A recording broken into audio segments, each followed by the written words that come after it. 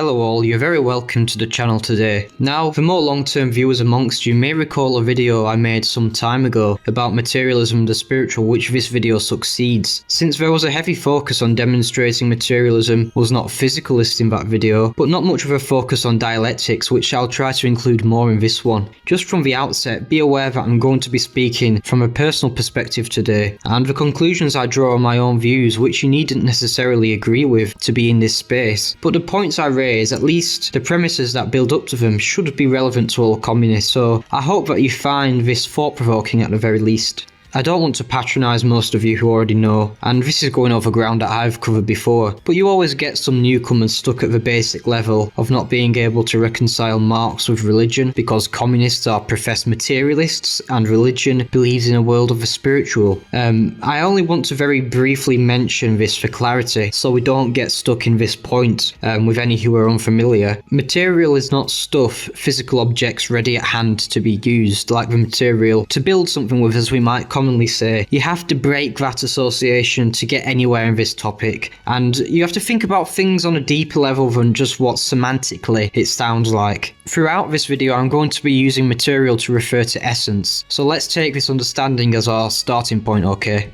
What is a material object then in dialectical materialism? It is the unity of opposites that grounds a contradiction in a way which reveals its objectivity. Now, the contradiction itself, being what is material, should from the outset make anybody sceptical of all that propaganda that communists are godless because they are materialists and only believe in this material world. In the West, we tend to treat the word material as synonymous with the word physical, which is a materiality already latent with a given form in the world. But the vulgar 17th century substantialism, as we might call it, would not accept something like a contradiction being material because it's not physical. It does not have a predefined empirical form that makes it a tangible object. But to Marx, what makes an object material is not it being detectable to the senses. I mean, we know that many things that Marx writes about are not, but that a contradiction reveals itself as objective in a way that could not be contained in its previous grounding.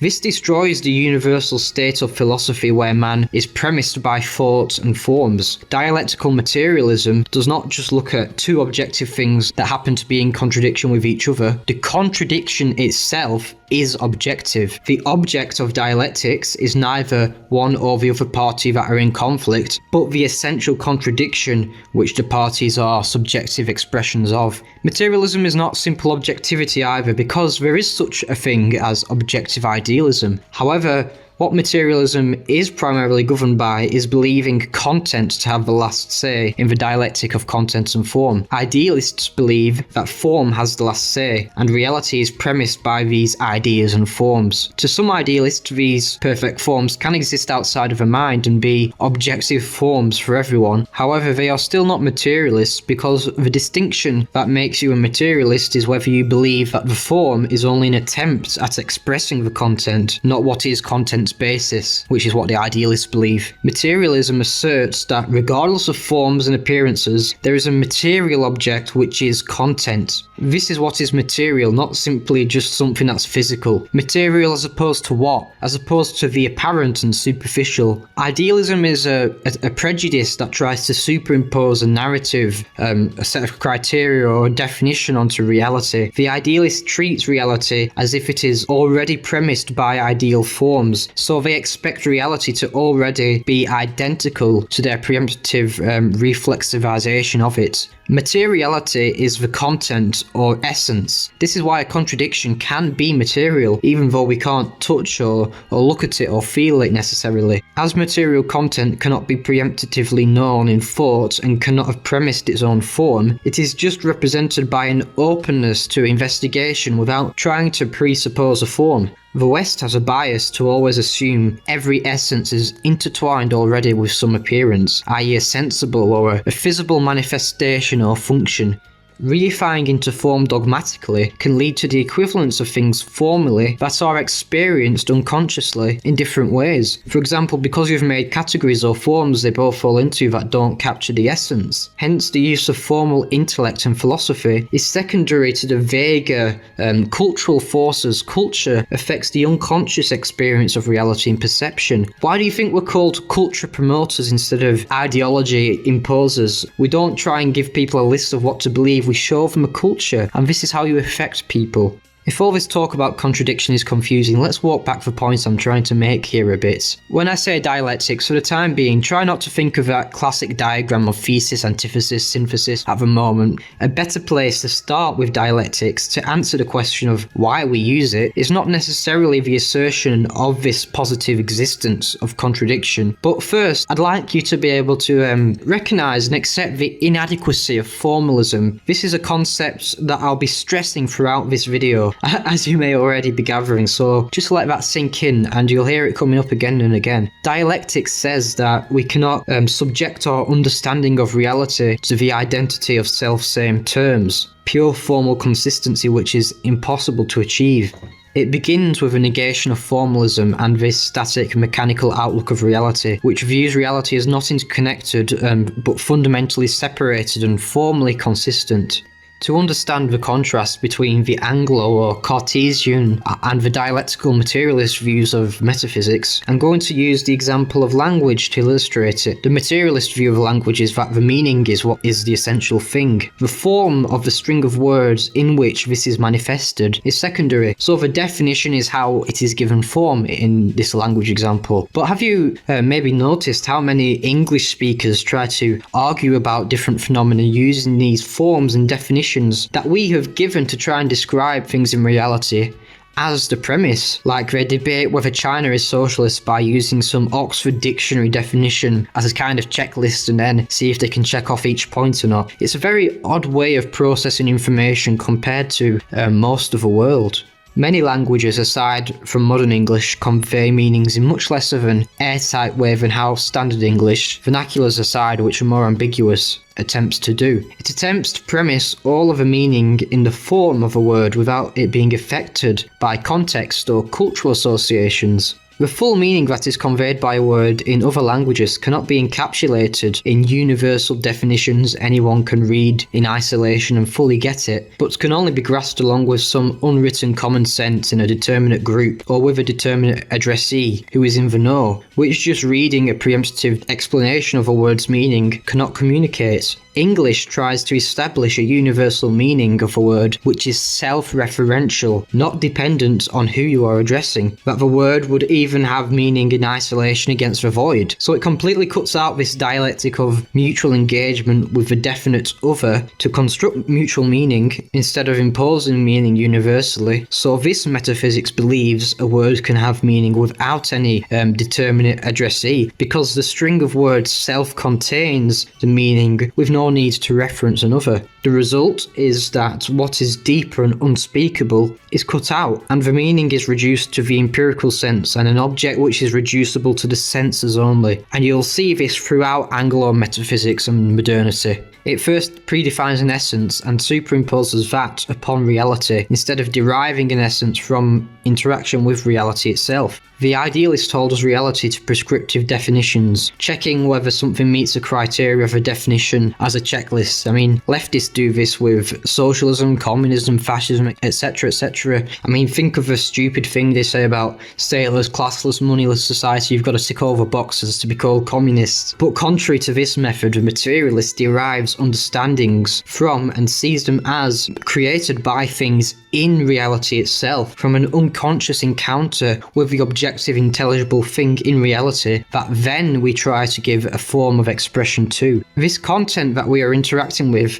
has the say over the way in which we attempt then to consciously give presentation or form to the experience of this contact that we had, e.g. the string of words that is the expression. The experience of truth is not reducible to the form of expression of truth in something like a narrow dictionary definition. In fact, for a word like communism, I would argue that A work of socialist realist art is more expressive of its definition and meaning, which is why we put such an emphasis on being promoters of Maoist culture to give content, meaning and definition to what the word means. A static and eternal definition, whether by time or location, will eventually be shown as inconsistent and should not be passed off as equivalent to the actual essence. It's just the best attempt to capture it in that given moment. The manner of expression is very different to its essential meaning, and in words, what is objectively causing people to use them in the ways that they do. Specifically, it's extremely dangerous to treat political phenomena from the point of view of them being predefined and formally established definitions. Heidegger critiques modern Cartesian idealism, echoing Marx's words that men and women enter relations independently of their own consciousness. They are both talking about the primacy of being, material being in dialectical materialism. But what is material, do you recall? Not dead facts or sense impressions, not physical things like how the Anglo-substantialists like to make it seem, but what's essential, the content, what actually is, a deeper understanding of being. This is why, to real religious believers, God is a material object, and that's with no blasphemy. Descartes and Anglo-metaphysics tries to find truth purely in self-reference to what can be contained in rationality and pure thought because of a philosophical doubt about uncertain presuppositions. But this assumes an equation between certainty and the subject. The irony is that this self-relating subject is abstracted from the material relations and conditions which allow it to even start thinking in the first place. So there's no communion with any kind of otherness in this metaphysics. There's no dialectic. The vulgar empiricist institutions, such as the Western universities, have boastfully dismissed the sublime and unspeakable wealth of human civilization as meaningless chatter, whilst the Western unipole is in decline and the Eurasian civilizations rise.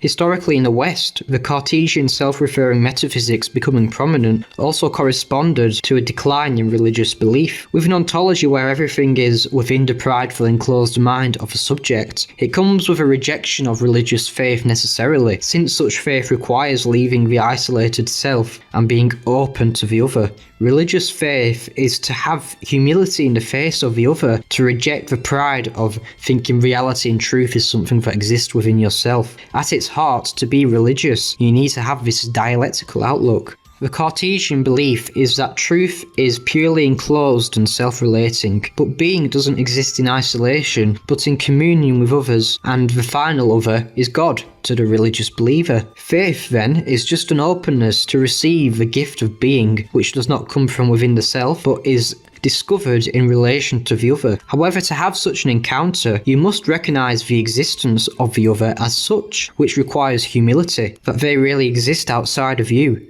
and aren't just a product of the self. Faith doesn't just relate to religious belief, but to exist in this world, we must have some sort of faith. We must presuppose something outside of our minds exists. Even Descartes does this in a way because he eats. In other words, he is dependent on material processes which cannot be enclosed as self-certainties in the mind. He presupposes and relies on the existence and action and work of others to put food on his table. In the religious sense, beyond his bodily needs relying on others, we can even speak of Descartes being dependent on God's creative act in order to think. It's the same logic as him being fed or clothed, yet he still rejected having any certainty in the other.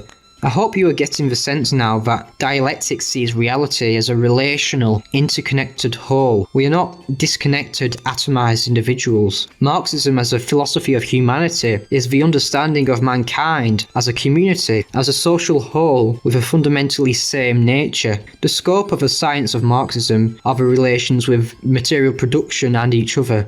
However, the premise is that the human being cannot be understood as an isolated individual, since they are not self-constituting but dependent upon material social relations.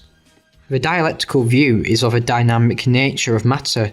For a fun application of this line of thought, although dramatised and apparently not at the start of the Chinese version, the opening of the English three-body problem novel does contain, among other unrealistic things, a believable criticism that would have been made in physics debates during the Cultural Revolution, and it applies dialectics and says, well, general relativity is idealistic because it's not dialectical, it has this static model of the universe. everything's actually in ongoing motion, and such motion, which is not necessarily spatial movement, it's more about changing than actually moving in space, but it's something which a dialectical worldview necessarily implies, and it has been a classical part, actually historically, of cosmological arguments. As changes of state are brought about by something outside of a self, for nothing can give motion to itself, without the first move then nothing will be in motion now. This contingency on another and the natural world to give you the motion implies a source of relation and necessity. The hook upon which court upon court finally rests upon, so they don't all just fall to the ground. So it's a hierarchy that's being spoken of here, not necessarily chronological time.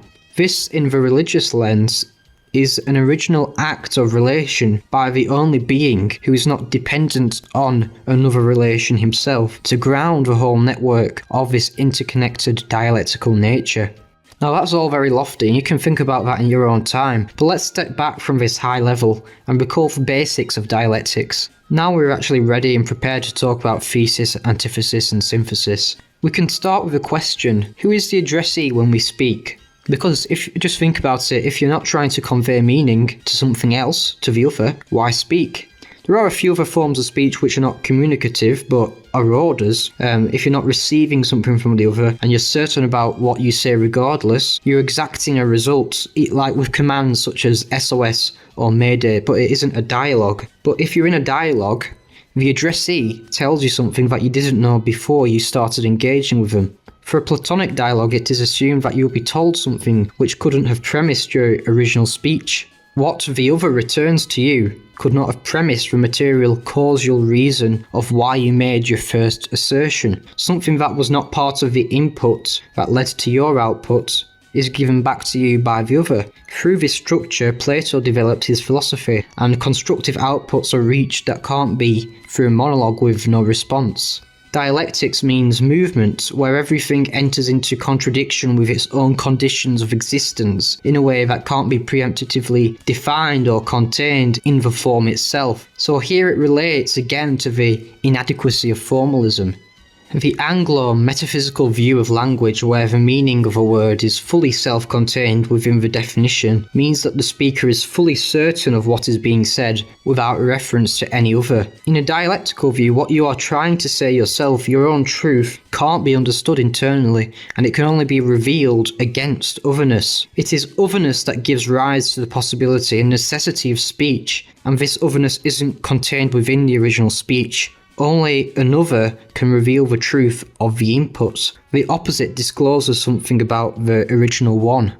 Dialectics asserts that there is an unspeakable, sublime otherness conditioning the possibility of speech, yes, but also meaning. Your being is not known to you until it's revealed by the means of the other. Why do you think people try and find their own identity by posting online to others? Well, we could say that this is an imitation of the true way of finding yourself, of finding your being in the other, either in an authentic human community, or you could say that the true way of finding your being in the other is actually the object of religion.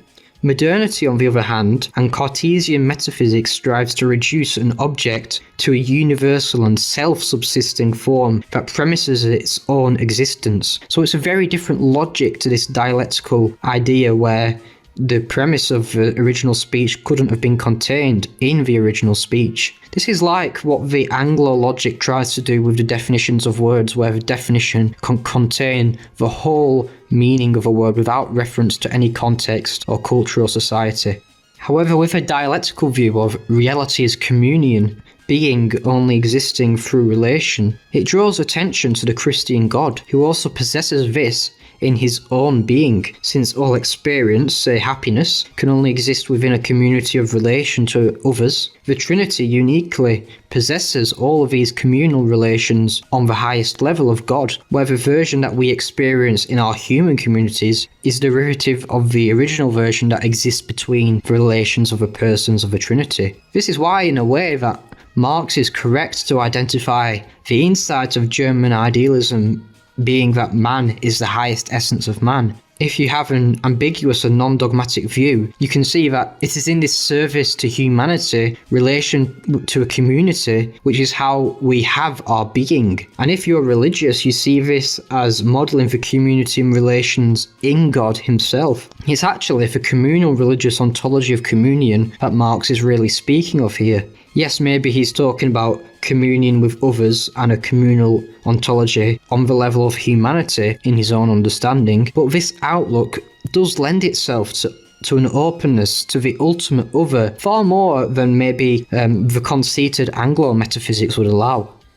As a Christian, dialectics has really made me reflect upon the Trinity, because the Trinity makes God himself a community. So communion and interrelations exist on all levels of reality then. Therefore, compared with other models of God, such as that of our friends in Judaism and Islam, it seems to me that the Trinity is best able to possess a fullness of being if relation with the other is where being is, which is what Marxists believe even on the purely human level. Then the incarnation, with God coming as man to commune with us, establishing the sacrament of his body and blood, as well as the church which permits us to commune through it. The Eucharist is God's gift to us and our offering back to him. It's a relation both ways. Communion, where one and many, the self and the other, meet and have this encounter, mystical encounter. So this communal ontology, in my view, lends itself well to a Trinitarian God. But I'd be very interested and open to hearing how other people in different religious traditions feel this relates as well, because I think it's a very open-ended and ambiguous thing, and very, very stimulating and thought-provoking. So I'd be very curious to hear your thoughts. But being, this is what we can get from Marx, being is only found in relation with the other. But being contingent on otherness must mean that we are given being by something necessary as opposed to something contingent like we are, something that calls the first dialectical relation. So the Christian assertion is that there must actually be a relation, constant relation within this being itself for it to have the power to give something, because it can't give something that it doesn't have in itself, if that makes any sense. What I firmly believe, especially from reading Marx, and we'll get back to it later, but his writing on the Jewish question, is that he's not attacked, even though he's irreligious, an irreligious thinker, that's undeniable, he's not specifically attacked religion, but philosophy. The religious way of relating to the divine is more fundamental than philosophy's attempt to expound this into consciousness. The trend became to reduce all religion purely into the way in which expression has been tried to be given to it with words, which diminished its vital essence, and it turns it into an idol of form of words. So the way in which religion interfaces deeply, mystically with material reality, with some kind of deeper material object, was lost, and it became some sort of closed and dry intellectual exercise. This is why personally, as an Anglican in my own religious practice and thought, I try and avoid such expounding into philosophy as much as is possible. Though I truly believe, for example, that in the sacrament of the altar, bread and wine is mystically transformed into the body and blood of Christ. I am suspicious of the types of counter-reformation overconfidence concerning the mechanics of such mysteries of our faith, which have been adopted by the Roman jurisdiction, and I prefer to leave some matters as just being sacred mysteries and say nothing more. The more mystical attitude is that Jesus said it, I believe it, and for me that settles it. And that usually is as much as I'm interested in trying to know how things like the Mass actually work. Interestingly, the Anglican divines of the 17th century had this same approach, and they made a point of veering away from intrigue about unknowable aspects of doctrine that the Roman Church was trying to expound explicitly, but steer towards simple, plain truths of the gospel. This is materialist religion as opposed to over-philosophizing. Bishop Thomas Ken said, "O God incarnate, how the bread and wine become your body and blood, how you can give us your flesh to eat and your blood to drink, how your flesh is meat indeed and your blood is drink indeed, how he who eats your flesh and drinks your blood dwells in you and you in him, and how he shall live by you, I can by no means explain, but I firmly believe it all because you have said it." That to me is true faith. Trust as opposed to trying to know it all as a definite form that neatly fits into a philosophical box of cognition. Just an openness to an encounter with a material other. Theological faith is a trust in God, but in a more general sense of the word, a trust we have in other people or things, trusting the other outside of your own cognition. Materiality really is the same as divinity, and that's not blasphemous. I know it sounds like we're saying, oh, God's a physical thing in this world, but since materiality, as we said at the start, is about the real content or the essence, not a form, but something which necessarily is indescribable in the terms of form, divinity has to be irreducible to any form, so it's material, and that's why we can't worship idols. In this sense, God is pure materiality, but trying to give a confident form to God as containing his full meaning, even if this is a string of words instead of a statue, it is a sin of idolatry, as any form is transient and ephemeral, can't possibly contain the fullness of God. So hopefully this gives you a better sense for what the word material means in the materialist use of the word. In the West, the Spinozaist way of using the word material is common, where it's treated as if it's already and undialectically been given a form. But to us, material means the real, the mystical, the material behind the form itself. So something is material because it is indescribable in the terms of form. This is why God is a material object, and that's a very reverent thing to say. Materialism is not contrary to religion, only to idolatry. It's the tool that allows the flourishing of authentic religious devotion. Divinity communicates to us through forms, but is irreducible to any form. Like how in Islam, Allah is not reducible to any one of the 99 names, yet they taken as a whole correspond to something deeper than on all of Lacan. In Christianity, God is not bound by the sacraments, but has established them that humans might have an effectual encounter with the other, with divinity, under the outward signs, which isn't God, but they are various forms that are pointing towards the content. Marx attacked the idealism of modernity and modern universalism and abstraction, but religion, properly understood, is not about ideas, but is about making sense of the material patterns and symptoms. You will notice Marx, even though he's not religious, doesn't make a fuss about trying to argue as to the content of whether or not God exists. He's not spending all his time trying to refute the cosmological argument or something like that. This is not to say obviously he was a theist, but the distinction is not essential.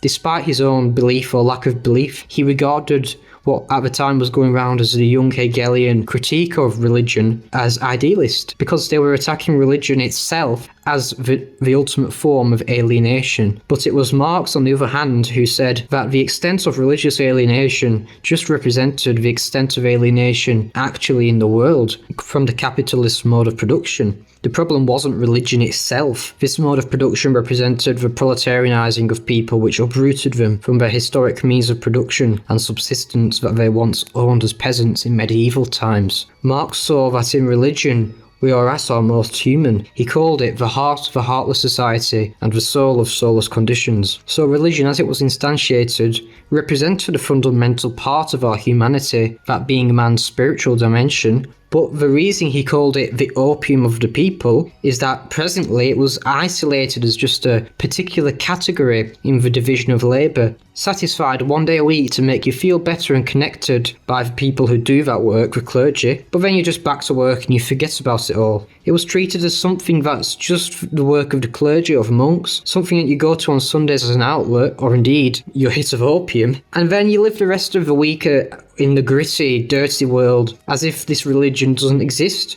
with no regard for the lofty precepts that everyone sings the praises of one day a week. And Marx actually says that when we go into church and we get that high from fulfilling our religious yearnings and we're being our most human, and it's the heart of the heartless world and the soul of soulless conditions, he's not saying get rid of all of that, but he's saying that's our fundamental humanity there that we do one day a week.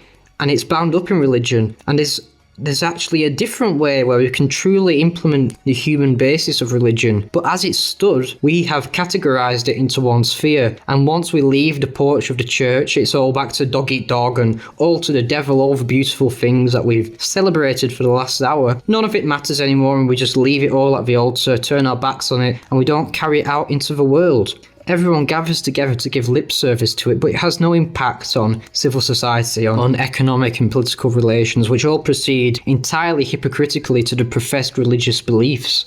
As Marx said in On the Jewish Question, the so-called Christian state is the Christian negation of the state, but by no means the political realization of Christianity. The state which still professes Christianity in the form of religion does not yet profess it in the form appropriate to the state. It is not the true implementation of the human basis of religion. The so-called Christian state is the imperfect state, and the Christian religion is regarded by it as a supplementation and sanctification of its imperfection. For the Christian state, therefore, religion necessarily becomes a means, hence it is a hypocritical state.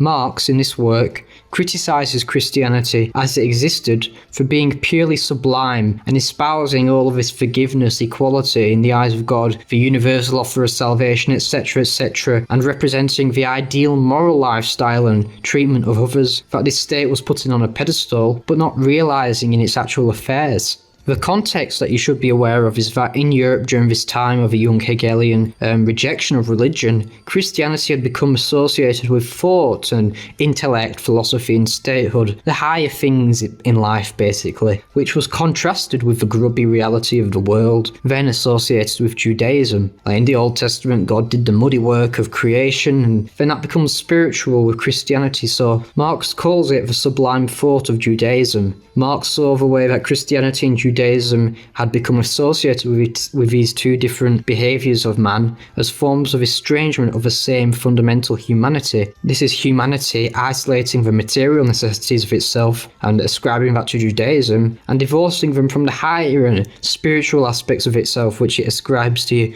Christianity. Marx, in On the Jewish Question, criticizes the young Hegelian Bruno Bauer, who asked why Jews were peculiar so as to need to get their emancipation in Prussia, when even the atheists like him didn't have rights in a Christian state. Bauer argued that Jews should only seek political emancipation and relinquish their particular religious consciousness. For Marx, Christianity is treated by these states represented the ideal form of humanity. Again, it desecrated religion by treating it as this form to be imposed, but it was not being lived up to, with this hypocritical Christian state profaning its own creeds. But then he said that Judaism had a significance because instead of representing an ideal form, it was used as a scapegoat to represent material humanity as it existed now, in content, in its sorry state in the present.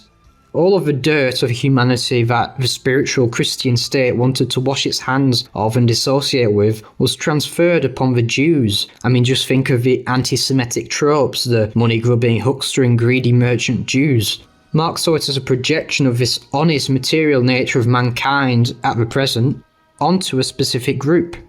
So there is a hypocrisy at the level of how the state treats religion. The practitioners of religion are the most human when engaging in their religious belief and feelings, but it is not honoured in terms of societal behaviour and relations. In a sense, or under a certain lens of interpretation, there is inspiration for the religious fundamentalist in Marx. What has been confined to the exclusively religious domain should instead be concretely reflected across the whole society instead of only within the church. All aspects of human relations should reflect the religious essence. It should not be boxed off to an hour on Sundays and then it's back to the real world. Marx wanted religion to be embraced in the deed as well as word. He explains this hypocrisy.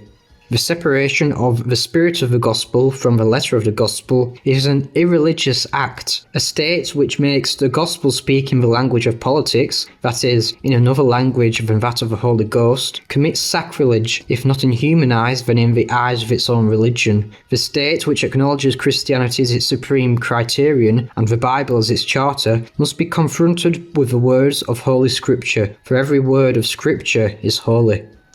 The spirit of religion actually must be implemented in practice, not just isolated and alienated as just one category amongst many within the division of labour. It's not about liquidating all religious traditions, that's not the goal of communism. They do represent something authentically human at religion's essence, reflecting something true about what humanity is, the human basis of religion in the words of Marx, or Pascal's God-shaped whole. In the dialectic of Judaism and Christianity, or of Christianity and the state, etc., etc., Marx was identifying the isolating of spiritual and temporal, which is what he opposed. However, he did not seek to reject the spiritual and only focus on the temporal, because that's not the nature of his materialism and how it deals with the dialectic, but that's vulgar, one-sided French materialism, which rejected dialectics and the contradictory nature of matter. Marx's dialectical materialism was the sublation of German idealism and French vulgar materialism, and the sublation of Judaism and Christianity, saying that there is something actually about matter which gives rise to a reflection in spirit that reflects a deep truth at the heart of material being. When spirit has arisen from the stuff, the substance, and this was immediately monopolized in the West as being translated into the form of the idea, e.g. the logos instead of the chaos, something got lost. The transcendence was forgotten. When we immediately identified our fundamental spirit with the form of the idea, when we identified our religious yearning with philosophical explanations, we lost something. The material reality of the spirit can't be reduced to the form of logos or Plato's idea, because it is a signifier of that unconscious encounter. You lose touch with what makes it sacred if you're always talking about it and explaining it in a very cold, mechanical and closed way. In the West, there is a constant war between spirit and matter, with static axiomatic systems of form. The Western mind is a neurotic fortress against the metaphysical other, constantly dividing into different hierarchies to try and cope. Instead, true religion's object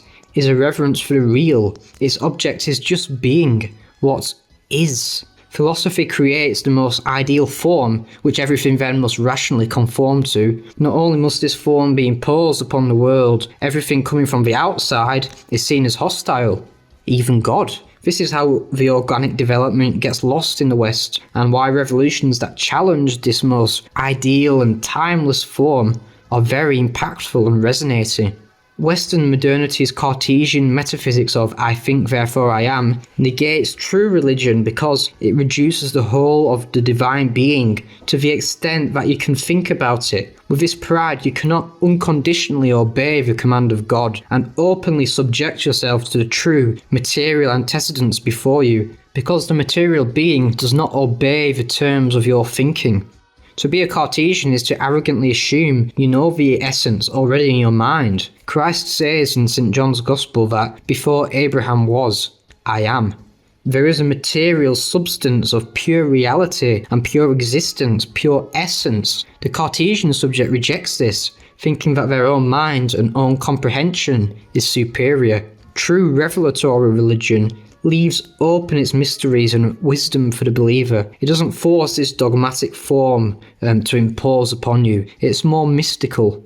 So we know that Marx says man is the highest essence of man, but since he rejects such formalism, he also says that we cannot prescribe a conscious predefined form to man. It's not like we can confidently make mankind into an idol to bow to, but man is something that we must ourselves discover in experience in the form of our duty and our devotion to humanity for Marx. That's where his maxim, work for humanity, comes from. So what is Marx trying to say by this? That where spirit arises from our material essence is when we relate to others in community. He is criticising the ontology of self-relation. Identity doesn't come from self-relating, but from movement towards the other. In my mind, this is a disposition that prepares your heart for an encounter with God. Bishop Zizioulas describes God himself as the archetype of this, we could call it, in a real sense, communist model of being, saying that nothing in existence is conceivable in itself as an individual, such as the substance of Aristotle, since even God exists thanks to an event of communion. Here, as an Orthodox bishop, he is giving the Christian example of the persons of the Trinity deriving their identity from union with the others, like I did earlier, where there is no isolated, self-relating subject. Even the Father only knows himself in his self-giving to the other two persons. There's no primary Father essence existing only in relation to himself before then entering communion with the others. There's no self-relation anywhere throughout the universe. Each divine I puts a thou in place of himself. This is the logic of man is the highest essence of man, applied on the top level. To fall away from God and commit sin by having pride in oneself as independent from such communion ontologically breaks from the fullness of existence, and it moves you into the unreal and the subjective. Original sin was the attempt to exist as non-relational or self-relating beings instead of ones that are in communion or relation with the other as the source of our being. Just as God is free and one, for many individual men are desired by Christ to be called one by being in relation to one another and ultimately to him, as we see he wishes in St. John's Gospel. The real essence of man comes from relation with the other, with the divine other if you like. Of course, Marx viewed this essence as being on an entirely human level, and that's fine, you can also think that too if you want. It's still a communal ontology and it isn't self-relating, etc. There's nothing wrong with stopping there if that's as far as you're comfortable going with it. But I'm not satisfied with leaving it there, and I always want to ask, what is man? If Marx is ascribing the highest essence of man as being man, don't we want to ask the question of what man is? In Marx's humanism, we can probably say, when he says man, it means the way in which we work for humanity, the way we live and reproduce the world and conditions of existence. But Marx never ascribes man with any predetermined qualities, just merely highlights that it is in some more fundamental devotion, specifically to your fellow man, that we acquire our humanity and our being and our spirit. It is by relating, by communion, that we gain being. For me, the ontological implications of this perspective are open-ended to a divine essence of an ontological priority upon man. Could it also be that at a high level, it is our devotion to God that gives us the source of being? God, then, is not an idealistic snapshot of the human mind in some Cartesian sense, but the fundamental metaphysical essence. I would say that to truly be devoted to man without falling into pride or perversion requires such an open-ended understanding of what man is, what his essence is and where he comes from, what is his being. And can we have perfect relation with our fellow man without grounding it in relation with God?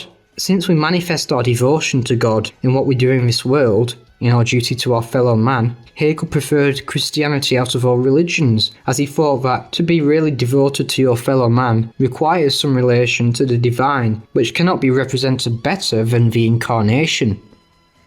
This was all a lot today, so I think we better leave it here, and I'm aware that it's a lot to throw at you, so do sit on it for a while, and once you've stewed over it, let me know your thoughts in the comments. I'm going to be very intrigued to hear what people have to say on this one. At the end of the day, I just want to emphasise that dialectical materialism views the ways in which contradictions reconcile as material, the deeper material reality below, reconciling the contradictions on the surface, the objectivity of the unity of opposites. So dialectical materialism allows us to find the material basis of contradictions we see in the world.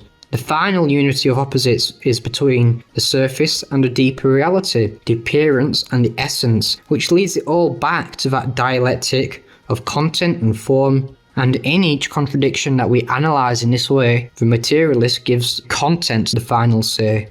How you relate that to the divine, I think, is open-ended and ambiguous, but a very interesting question that does demand investigation and shouldn't either be written off by atheistic communists or religious people, because materialism is more than maybe a lot of people give it credit for, and we need to take it to a deeper level of understanding. And I hope this video, no matter where you fall on the conclusions that I've made throughout, can at least provide a stepping stone for you to start to do this in your own thought process. So let me know if it's been any help, and I'll see you in the next one.